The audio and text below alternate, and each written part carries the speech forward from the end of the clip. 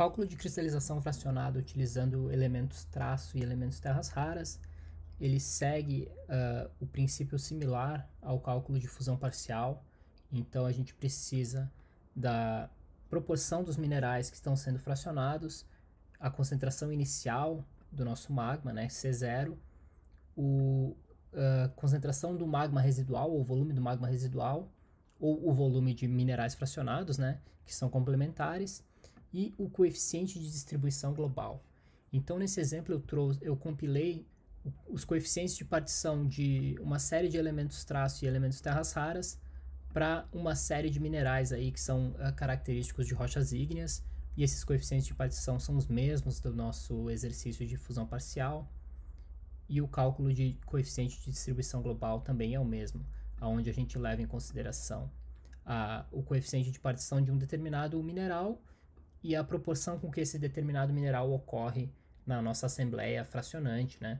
No nosso caso de fusão parcial, era a proporção que esse mineral ocorria na fonte.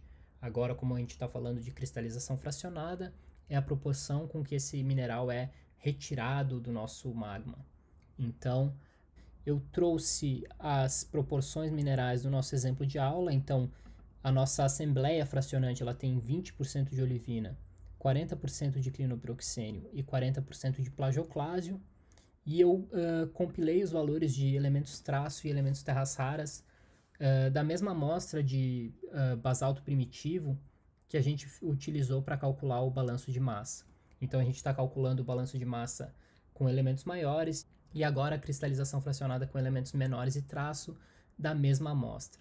Então a gente vai utilizar a mesma fração de cristais fracionantes, então 25% do nosso volume inicial fracionou, então foi retirado do nosso magma inicial, e ele foi retirado numa proporção de 20 para 40 para 40 de olivina, piroxênio e plagioclásio, certo? Então, como a gente tem o coeficiente de distribuição global do nosso cálculo inicial aqui, a gente tem a composição do nosso magma inicial, o cálculo da composição do magma residual ele é muito simples. A gente só precisa aplicar essa fórmula. Então, a concentração do nosso líquido residual é igual à concentração inicial multiplicada por F, e esse F ele é elevado.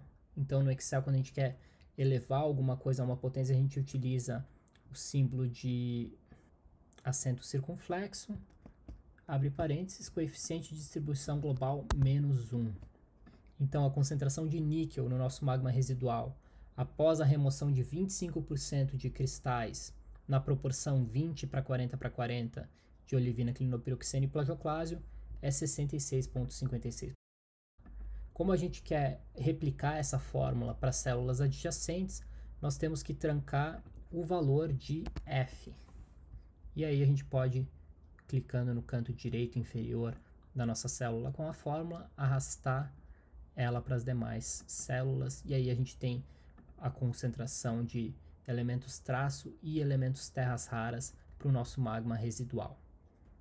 Bom, como a gente tem dificuldade de visualizar os processos a partir de uma tabela de dados e números, né? A gente vê, por exemplo, a concentração de níquel diminuiu em relação ao magma inicial, a concentração de rubídio aumentou, a concentração de bário aumentou, mas a gente fica com um dado um pouquinho obscuro. É muito mais fácil visualizar os dados geoquímicos quando a gente utiliza algum tipo de diagrama.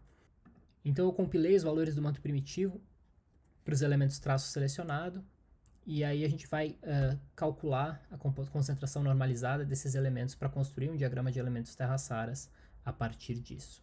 Então, como vocês lembram, a concentração normalizada ela é proveniente da divisão do nosso valor pelo valor de referência, que nesse caso é o nosso manto primitivo. E aí eu prendo a coluna do manto primitivo porque eu vou replicar essa célula lateralmente.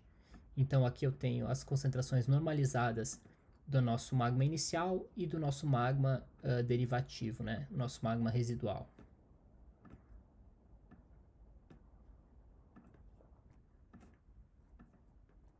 Então agora eu compilei o diagrama de elementos terras raras lá dos nossos tutoriais anteriores, e a gente seleciona os dados das amostras desse nosso modelo de cristalização fracionada.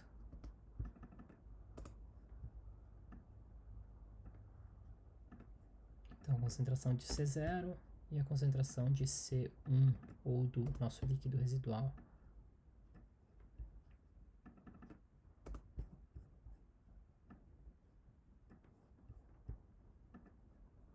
Bom, esse é o nosso diagrama, eu vou formatar ele rapidamente e já retorno para a gente discutir o que ele significa.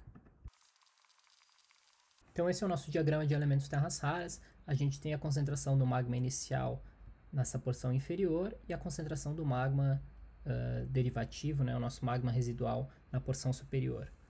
Então agora a gente tem uma ideia mais clara do que acontece com os nossos elementos traço e elementos terras raras quando a nossa rocha fraciona. A partir da análise do gráfico a gente vê que a concentração total de elementos terras raras ela aumentou, mas o padrão de distribuição desses elementos não mudou muito. E se nós olharmos para o coeficiente de distribuição global desses elementos, eles são muito parecidos. Então o grau de diferenciação de um elemento em relação ao outro, ele é muito baixo. E caso a gente mude os valores de F, por exemplo, para 50%, o que acontece é que o nosso magma residual ele vai ser mais enriquecido em elementos terras raras, porque esses elementos são incompatíveis durante o fracionamento. O coeficiente de distribuição global ele é controlado pelas assembleias fracionantes. Então, da mesma forma que o balanço de massa, a mudança das assembleias fracionantes é o que causa uma maior variação na distribuição relativa desses elementos. Então, por exemplo, se eu tirar a olivina da nossa equação e adicionar mais 20% de plagioclásio, nós temos um aumento na depressão de európio.